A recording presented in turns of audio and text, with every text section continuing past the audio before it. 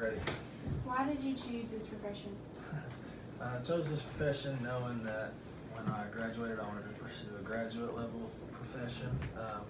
And so I knew that it was a good stepping stone and that I would learn all the basics to get me into grad school, which I'm in the occupational therapy program now. And a lot of the stuff I learned in exercise science applies to all my classes that I've had this semester. And so I chose it for that reason, is to get a good basis of knowledge to go into a professional program. How long have you been in the field?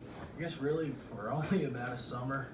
Prior to getting into the program, I worked for the Little Rock Athletic Club in Little Rock.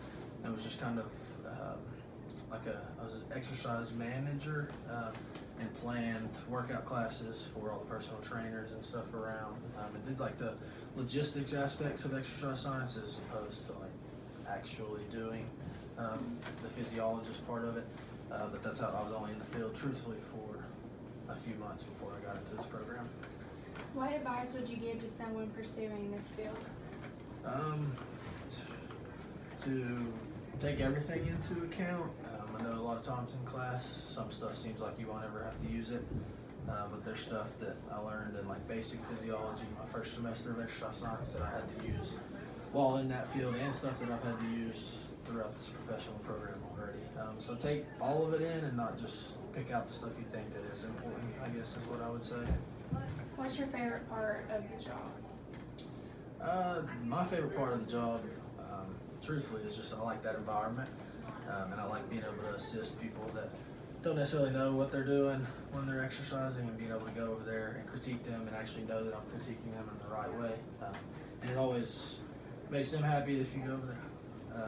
And so, yeah, probably just being able to help people and teach them the correct techniques to everything. What's your least favorite part? Least favorite part is probably similar to that in the fact that a lot of people don't necessarily want help.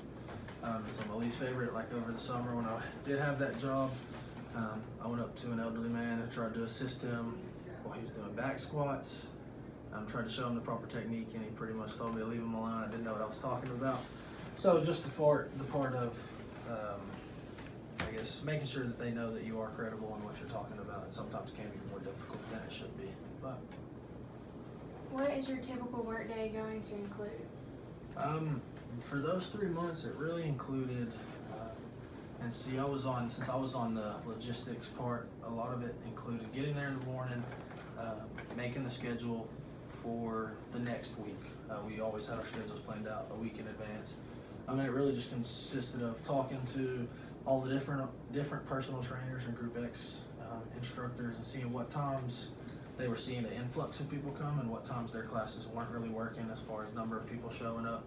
And just try to figure out ways to get more people incorporated to like the 10 a.m. classes, because that's tough to get people that are at work to come to 10 a.m. And so that kind of stuff, as well as just walking around the weight floor, talking to people, being there to help if they have questions. Some people like the questions, some don't, but it's just more or less that.